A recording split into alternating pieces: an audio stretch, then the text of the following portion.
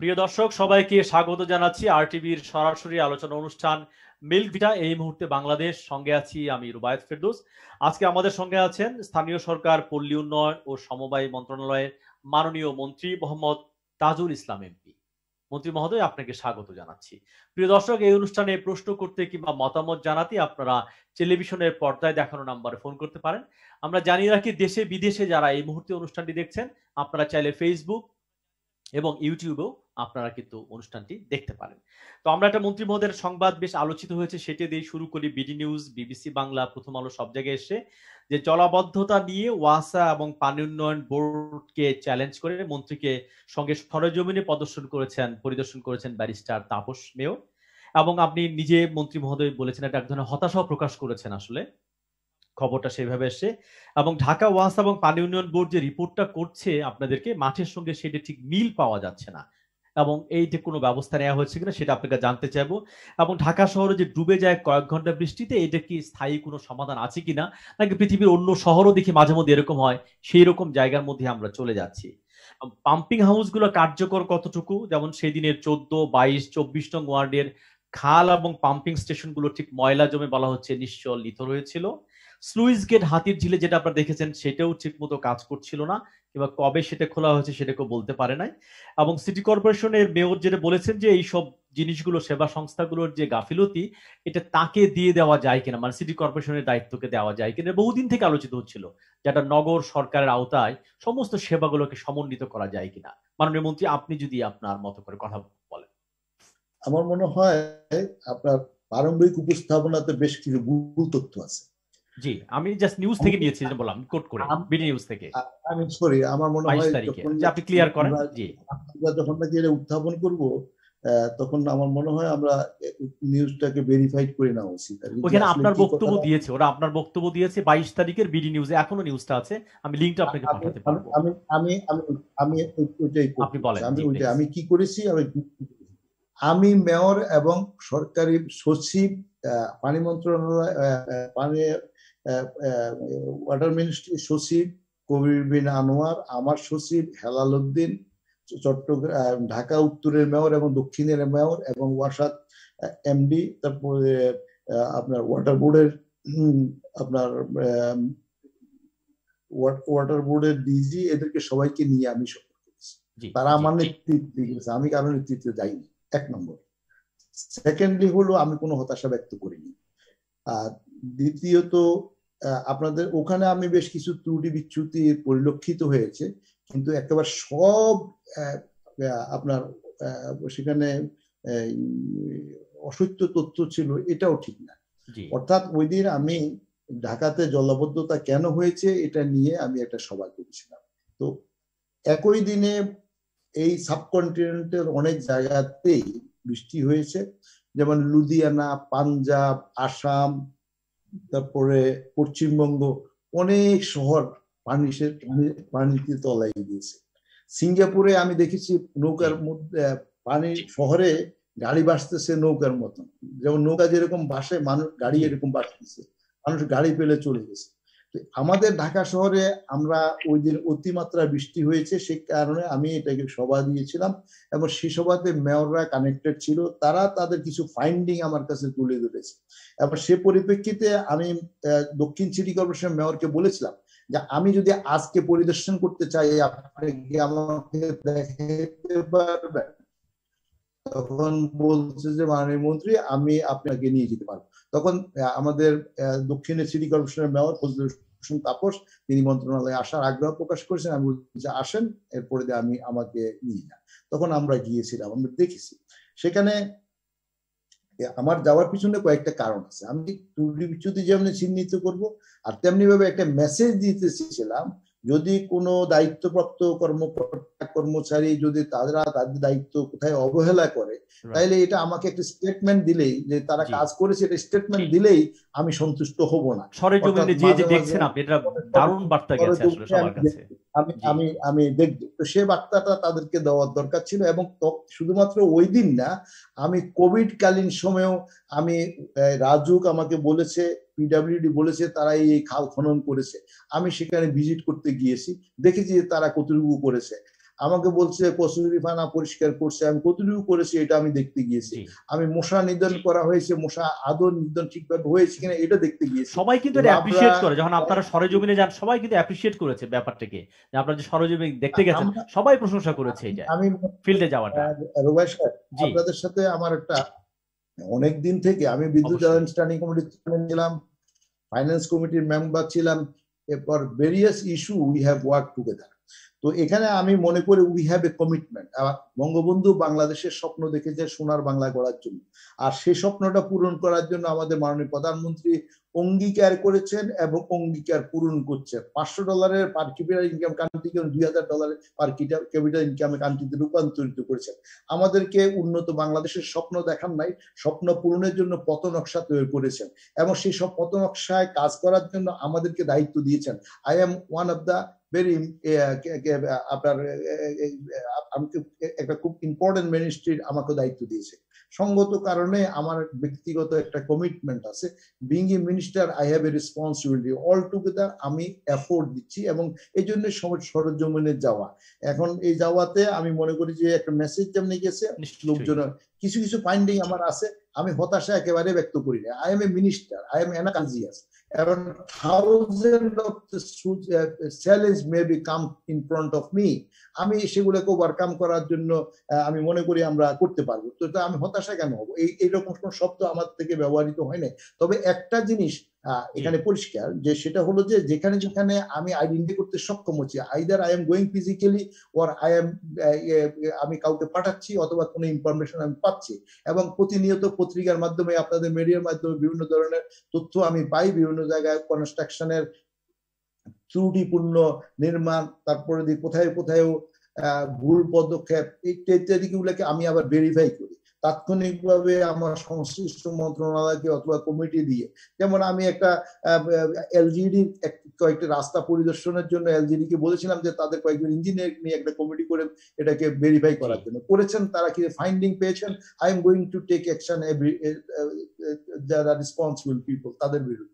অর্থাৎ এটা হলো যে আমরা কাজ করতে চাচ্ছি দেশটাকে একটা জায়গায় নেওয়ার জন্য। সেই জন্য আসলে এরকম যদি আমি গেলে কিছু ফাইন্ডিং পাই তাহলে এর আগে কিন্তু দেখেছি আমরা সেতুমন্ত্রী আওয়ামী লীগের সাধারণ সম্পাদক ওবায়দুল কাদের ভাই যখন সুস্থ ছিলেন তখন কিন্তু তিনি নিয়মিত পরিদর্শনে যেতেন, মানুষ কিন্তু অ্যাপ্রিশিয়েট করতো, সরজমিনে রাস্তাগুলো দেখতেন। আপনার যাওয়াটা কিন্তু সবাই অ্যাপ্রিশিয়েট করেছে। জি, এখন সেখানে আমার মনে হয় মেসেজটা আমাদের কাছে ক্লিয়ার হওয়া উচিত। কিছু কিছু ত্রুটি বিচ্যুতি আমার কাছে পরিলক্ষিত হয়েছে, অনেক খাল পরিষ্কার হয়েছে, কিছু কিছু খাল ওয়াসা আমাকে কনফার্ম করছে যে তারা করতে পারেনি। তারা যে টাইম লাইনের ভিতর কাজটা করার কথা ছিল, যেহেতু কোভিড এর কারণে আমাদের অনেক কাজের আপনার বেশ কিছু তার টাইম লাইন মেনটেন করতে পারেনি, এক্ষেত্রে এই কাজটা হয়েছে বলে তারা আমাকে বলেছে।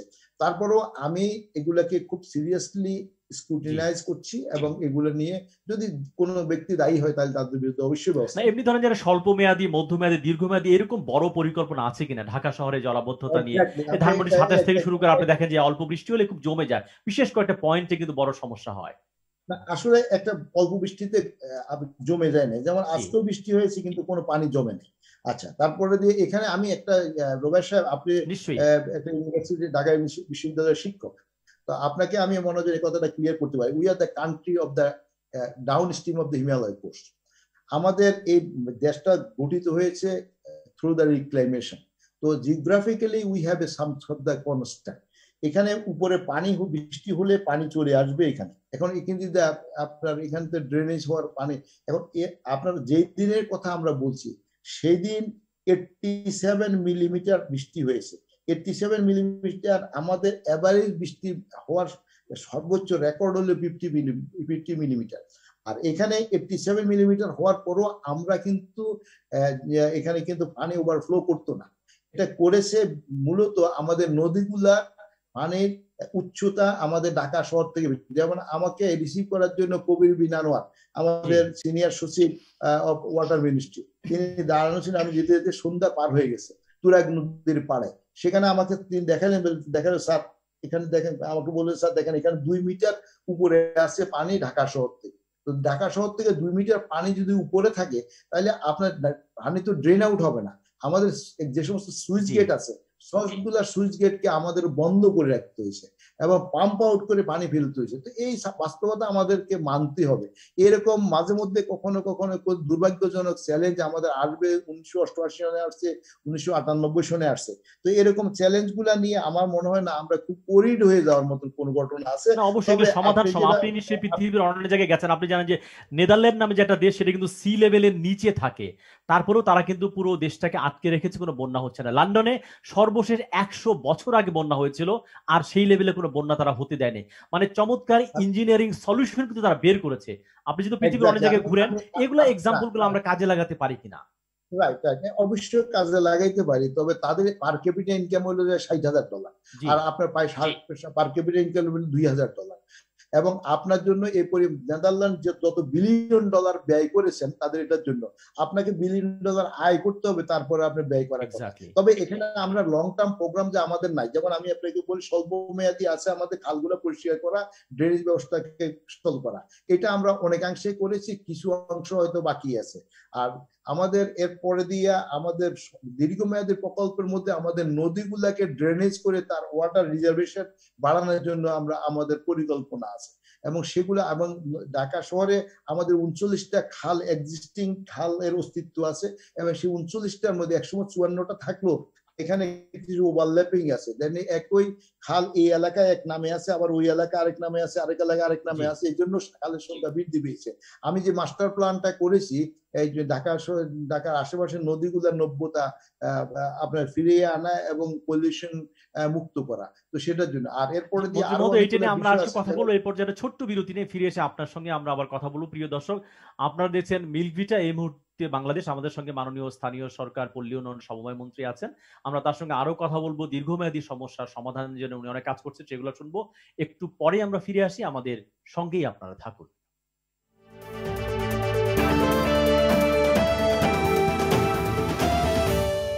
প্রিয় দর্শক, আরটিভির সরাসরি আলোচনা অনুষ্ঠান এই মুহূর্তে বাংলাদেশ মিল্ক ভিটার সৌজন্যে আপনাদের সবাইকে আরেকবার স্বাগত জানাচ্ছি। আমি রুবায়েত ফেরদৌস।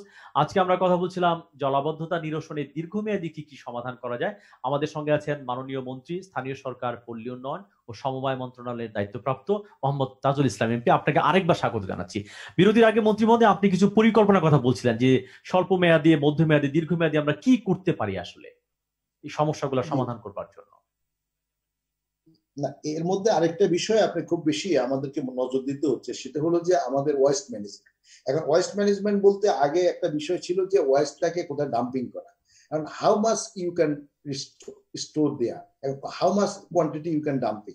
এখন প্রতিদিনে ঢাকা শহরে 3,500 টন জেনারেট করে, আর দক্ষিণেও ঠিক 3,500 টন জেনারেট করে। তো এটার জন্য হোয়াট ইজ দ্য সলিউশন? আমি দায়িত্ব নেওয়ার পর থেকে আমি গ্লোবাল কনটেক্সটে খুব রিসার্চ করেছি, পর্যালোচনা করেছি, পার্সোনালি ভিজিট করেছি জাপান, কোরিয়া, সিঙ্গাপুর এবং থাইল্যান্ড। তো দেখেছি যে সেখানে ইনসিনারেশন অর্থাৎ পোড়াইয়া বিদ্যুৎ উৎপাদন করা। তো সেটার জন্য আমি এরপর কাজ আরম্ভ করছি। আমাদের মাননীয় প্রধানমন্ত্রী কয়েকদিন আগে এই ইনসিনারেশন প্লান্ট আমি পাওয়ার ডিভিশন, সিটি কর্পোরেশন সহ এগুলো করছি। তো এটার জন্য এটা কাজ মাননীয় প্রধানমন্ত্রী অ্যাপ্রুভ করেছেন, তাদের সাথে এখন কন্ট্যাক্ট হবে, তারপরে তারা কাজটা আরম্ভ করবে। আমার তাদেরকে টাইমলাইন কত বছর লাগতে পারে, টাইমলাইন যদি ধরেন কতদিন লাগতে পারে এটা? আমার টাইমলাইন দেওয়া আছে 18 মাস। তাদের সাথে যেদিন নাকি ওয়ার্ক অর্ডারে অ্যাওয়ার্ড করবে তখন সেদিন থেকে 18 মাস। এখনো ওয়ার্ক অর্ডার দেওয়া হয়নি, but honourable prime minister have kindly approve the উত্তর। আর দক্ষিণটা আজকে আপনার তাদেরকে আমি বলছি যে তারা যে সমস্ত যারা অ্যাপ্লাই করেছে সে তাদের এগুলো পাঠানোর জন্য। তো সেটাও তারা বিনিয়োগ করবে তাদের টাকা, এবং তারা সম্পূর্ণ বিনিয়োগ তাদের, আর এখানে আমরা ওয়েস্টটা তাদেরকে সাপ্লাই করবো। আচ্ছা, এরপরে দিয়ে আমাদের যত্র ওয়েস্ট পড়ে থাকে এগুলা খালে যায়, এরপরে দিয়ে ওয়াসা এগুলো পরিষ্কার করার পর দিয়ে দেখেছে আবার কয়েকদিন পরে দিয়ে খালের মধ্যে এগুলো পুড়ে যায়। তো এই জন্য তখন তো বারবার তাকে মনে করেন যে কাজগুলো করার জন্য ইট ইজ ডিফিকাল্ট। তা আমরা এটার জন্য আমি একটা মডেল ডেভেলপ করছি খালগুলার এখানে একটা কমিটি করার জন্য, একটা কমিউনিটি বেসড কালেকশন সিস্টেম রাখার জন্য। It is a model I have studied in Thailand. তো সেটা অনুযায়ী আমরা এখানে করার জন্য চেষ্টা করছি, বাট এগুলোর জন্য তো আমাদের মাইন্ডসেট থেকে আমরা সরে আসতে হবে। We have to motivated all the common people. যেমন এবার আমরা মশার জন্য গতবার থেকে আমরা মশার ব্যাপারে আমি বারবার বলার চেষ্টা করি 95% এডিস মশা আপনার বাড়িতে জন্ম হয়। এবং এবার আমরা প্রচুর টিভিসি চালাইছি, মানুষকে অ্যাওয়ার করেছি, এরপরে দিয়ে আমরা মোবাইল কোড করেছি। এগুলোর মাধ্যম দিয়ে আমরা করতে পেরে আজকে হয়তো মশাটা অনেক অংশে একেবারে প্রায় নিঃশেষ হয়ে গেছে, আবার সব রকম মশার অবস্থা থেকে আমরা উন্নতি হয়েছে। তো ঠিক একইভাবে ওয়েস্টের ব্যাপারেও আমাদের, আপনি মনে করেন যে অস্ট্রেলিয়ার কথা বলেন, আপনি মনে করেন যে জার্মানির কথা বলেন, আপনি যদি সেগ্রিগেট করে না ওয়েস্ট রাখেন তাহলে সকালবেলায় কিন্তু আপনাকে যারা ওয়েস্ট কালেকশন করতে আসবে তারা কিন্তু আপনাকে জরিমানা করবে। এখন আপনি কি মেন্টালি কি রেডি আছেন যে জরিমানা দেন? মানে জনসচেতনতা খুব গুরুত্বপূর্ণ, সেইখানে কি করবার আছে মানুষকে সচেতন করবার জন্য। এইগুলো আমরা day to day we are making a work that. তারপরে দিয়ে মোরওভার এরপরে আমাদেরকে কালেকশন করার মতন আমাদের ব্যবস্থাপনা থাকতে হবে। এখন এটা আমি একটা মডেল ডেভেলপ করতেছি, আমার সিটি কর্পোরেশন সহ আমরা কাজ করতেছি যাতে নাকি ওয়েস্ট গুলা কালেকশন করতে একটা খুবই ইফেক্টিভ একটা মডেল নিয়ে আমরা কাজ করতে পারি, so that the waste will be collected and no waste will be thrown hither and thither and it will be collected and sent to. এই যে আপনি বলেন কমিউনিটি এনগেজমেন্ট, এটা খুব ভালো ভালো উদাহরণ আছে যে কমিউনিটি যারা করবে তারাও তো কিছু পয়সা পাবে এখানে, যারা এই কালেকশনের কাজের সঙ্গে যুক্ত থাকবে কমিউনিটির লোকজন। এটা কালেকশন করতে তো একটা খরচ, আপনাদের collectively collection is very huge cost, এবং এটা অ্যাপারেন্টলি মনে হয় না, কিন্তু আপনার বছর শেষে 2000 কোটি টাকা লাগে, তো অথবা 500 কোটি 700 কোটি টাকা লাগবে। এই টাকাটাও তো আবার সামহাউ এটা একটা ভিন্ন সাবজেক্ট। তো ঠিক একইভাবে আমরা উত্তর করবো, আর এটা করলে এগুলো তাহলে খালগুলো আপনার ওয়েস্ট যে পরিমাণ যাওয়ার কথা সেগুলো হয়তো যাবে না, ইট উইল টেক টাইম। আর এরপরে দিয়ে আপনার বলবেন যে নদীগুলোকে ড্রেজিং করা এবং সেখানে নব্যতা ফিরিয়ে আনা এবং পলিউশন ফ্রি করা। এরপর যে ঢাকা শহরে যেখানে সেখানে, যেমন আজকে গত কয়েকদিন আগে আমি যাওয়ার সময় দেখলাম যে এখানে হয়তো রাস্তার মধ্যখানে অনেকগুলো ধুলাবালি ময়লা টলা জমা আছে। আমি সিটি কর্পোরেশন টেলিফোন করে বলেছিলাম সিটি কর্পোরেশন, এবং তাদেরকে আমরা এখন একটা কালচার ডেভেলপ করছি যে why not they will collect all the waste in that before sunrise, সূর্য ওঠার আগে কেন পরিষ্কার করা হবে না, এই ব্যাপার নিয়ে। তো এখন অনেক জায়গায় বর্জ্যের কথা বলেন, সামনে কিন্তু কোরবানি, মাননীয় মোদী কোরবানিকে সামনে রেখে যদি একটু বলেন, কারণ অনেক কিন্তু কোরবানি বর্জ্য কিন্তু জমা হবে আসলে এই শহরেও। কোরবানির বর্জ্য পরিষ্কার করার জন্য আমাদের অনেকগুলো নির্দেশনা দেওয়া হয়েছে। 25 তারিখে আমি মিটিং করেছি জুন মাসের, এরপরে দিয়ে গত 23 তারিখে আবার মিটিং করে এটা ফাইনাল করে দিয়েছি। আমাদের মন্ত্রণালয়ের পক্ষ থেকে সারা বাংলাদেশের বর্জ্য কিভাবে কালেকশন করবে এবং কিভাবে এগুলো নিষ্পত্তি হবে এবং কখন সময় ভিতরে করবে। গত বছরও আমি এরকম মিটিং করে এরপরে ঢাকা শহরে সিটি কর্পোরেশনের মাধ্যম দিয়ে আমরা উইদিন দ্য ডে আমরা এটা পরিষ্কার করতে সক্ষম হয়েছি। তো সো দ্যাট আমার মনে হয় এই ব্যাপারে উই আর কনসার্ন। আর দীর্ঘমেয়াদী মনে করেন যে যদি আমরা নদীগুলো ড্রেজিং করে যদি ওয়াটার রিজার্ভেশন বাড়াইতে পারি তাহলে এটা তো হবে। অর্থাৎ আমার একটা কালেকটিভ এফোর্ট দিতে হবে, কম্প্রিহেন্সিভ এফোর্ট দিতে হবে, তাইলে হবে। আমাদের কনস্ট্রাকশন করা হয়, কনস্ট্রাকশনের দেখা গেছে যে আমাদের একটা মানসিক ভাবে দেখা গেছে যে আমি পূর্ত মন্ত্রণালয়কে নিয়ে কাজ করেছি, সচিবকে নিয়ে কয়েকদিন থেকে কাজ করেছি। তো তারা দেখা যাচ্ছে কনস্ট্রাকশন করে, কিন্তু কনস্ট্রাকশন এখানে সেখানে ম্যাটেরিয়াল ফেলে রেখে তারাও একটা ওয়াটার লবিং করে, অথবা একটা ড্রেন। এই সমন্বয়টা কিভাবে করা যায়, আন্তঃ মন্ত্রণালয়ের সমন্বয় এবং সেবা সংস্থাগুলোর যে সমন্বয়, এটা কিন্তু প্রায় হয় যে সমন্বয়হীনতা অনেক সময় কাজ করে, অনেকে বলছেন। এই কথাগুলো বেশি বলা হয় আমাদের মধ্যে সমন্বয়তা। যেমন আমি লোকাল গভর্নমেন্ট মিনিস্টার হিসেবে আমি কয়েকদিন আগে সমস্ত বেশ কয়েকটা মিনিস্ট্রি, তারপরে দিয়ে এবং আপনার সিটি কর্পোরেশন, তারপরে দিয়ে পূর্ত মন্ত্রণালয় এবং কয়েকজন এনভায়রনমেন্ট মিনিস্ট্রি সবাইকে নিয়ে একসাথে মিটিং করি। আমি সভাপতিত্ব করি, তারা সবাই ভার্চুয়ালি জয়েন করে এবং সমস্ত মিটিং মধ্যে আমরা শেষ করব অনুষ্ঠান। জি মন্ত্রী মহোদয়, অনেক ধন্যবাদ আসবার জন্য, কথা বলবার জন্য এবং আপনার যে কমিটমেন্ট এবং পরিকল্পনা আমাদের সামনে, দেশবাসীর সামনে তুলে ধরার জন্য। প্রিয় দর্শক, এই মুহূর্তে বাংলাদেশ আমরা আজকের মতো এখানে শেষ করছি। আগামীতে আবারও দেখা হবে। সবাই মাস্ক পরিধান করুন, সামাজিক দূরত্ব বজায় রাখার চেষ্টা করুন, সবাই ভালো থাকুন এবং নিরাপদে থাকুন।